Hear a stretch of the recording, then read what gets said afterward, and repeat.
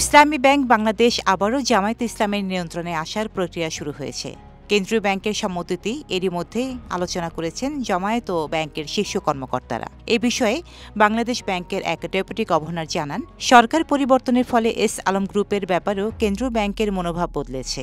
Bangladesh bank এখন থেকে S Alam গ্রুপকে আগের মতো সাপোর্ট দেবে না, বরং এস আলমের মাধ্যমে পাচার করা অর্থ ফেরত আনার ব্যাপারে বাংলাদেশ ব্যাংক সোচ্চার হবে। কেন্দ্রীয় ব্যাংকের ওই শীর্ষ কর্মকর্তার বরাতে দিয়ে জানা যায়, বাংলাদেশ ব্যাংক এখন এমন কিছু সিদ্ধান্ত নিতে যাচ্ছে যাতে প্রবাসীরা রেমিট্যান্স পাঠাতে স্বাচ্ছন্দ্য বোধ করবে। এবং তিনি আরও উল্লেখ করে বলেন যে ইসলামী ব্যাংকের মাধ্যমে বেশি রেমিট্যান্স পাওয়ার সুযোগ আছে। সেক্ষেত্রে ইসলামী ব্যাংকের মালিকানা যদি আগের কর্তৃপক্ষের কাছে চলে যায়, তাতেও বাংলাদেশ ব্যাংকের সায় রয়েছে।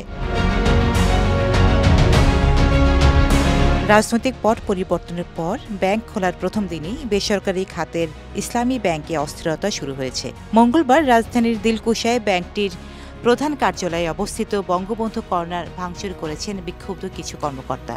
এদিকে জামায়াত ইসলামীর একটি প্রতিনিধি দল মঙ্গলবার ব্যাংকটির ব্যবস্থাপনা পরিচালক মনিরুল মাওলার সঙ্গে সাক্ষাৎ করেছেন। জামায়াত নেতারা ব্যাংকটিকে আগের পর্যায়ে নিয়ে যাওয়ার জন্য প্রক্রিয়া শুরু করার পরামর্শ দেন।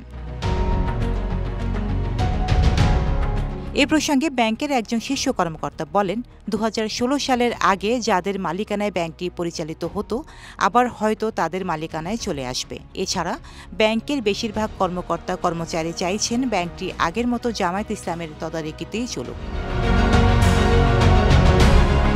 এর আগে 2017 সালের 5 জানুয়ারি রাজধানীর রেডিসন হোটেলে এক রুদ্ধদ্বার বৈঠকে ব্যাংকটির তখনকার চেয়ারম্যান, ভাইস চেয়ারম্যান ও ব্যবস্থাপনা পরিচালক এমডি আব্দুল মান্নানকে পদত্যাগে বাধ্য করা হয়। ঘটনা হয় অপ্রীতিকর ঘটনা। পরিবর্তনের কারণ হিসেবে ব্যাংকটিকে জামায়াত মুক্ত করার কথা বলা হয়েছিল। ডেস্ক রিপোর্ট, সাম্প্রতিক দেশকাল।